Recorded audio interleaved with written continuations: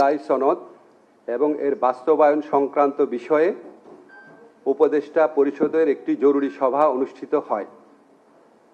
সভায় সংস্কার বিষয়ে ঐক্যমত স্থাপনের প্রচেষ্টার জন্য এবং বহু বিষয়ে ঐক্যমত প্রতিষ্ঠার জন্য জাতীয় ঐক্যমত্য কমিশন ও রাজনৈতিক দলগুলোর প্রতি ধন্যবাদ জ্ঞাপন করা হয়।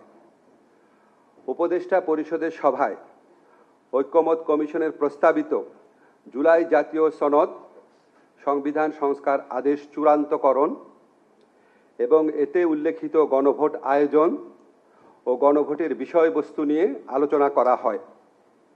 সভায় লক্ষ্য করা হয় যে ঐক্যমত কমিশনে দীর্ঘদিন আলোচনার পরও কয়েকটি সংস্কারের সুপারিশ বিষয়ে ভিন্নমত রয়েছে।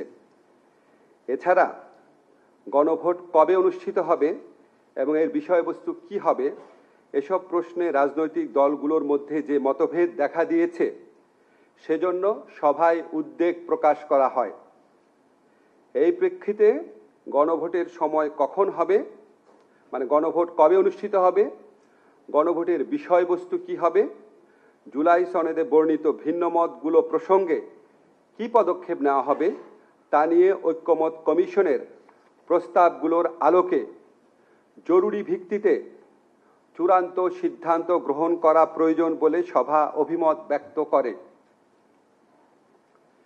এসব ক্ষেত্রে ফ্যাসিবাদ বিরোধী আন্দোলনের দীর্ঘদিনের মিত্র রাজনৈতিক দলগুলোকে স্বীয় উদ্যোগে নিজেদের মধ্যে আলাপ আলোচনা করে সম্ভাব্য দ্রুততম সময়ে, সম্ভব হলে আগামী এক সপ্তাহের মধ্যে সরকারকে ঐক্যবদ্ধ দিক নির্দেশনা প্রদান করার আহ্বান জানানো হয়।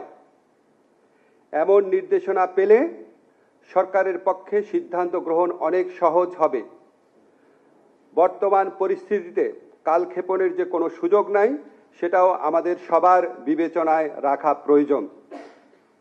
উপদেষ্টা পরিষদের সভায় 2026 সালের ফেব্রুয়ারির প্রথমার্ধে আগামী সংসদ নির্বাচন অনুষ্ঠানের বিষয়ে সরকারের সংকল্প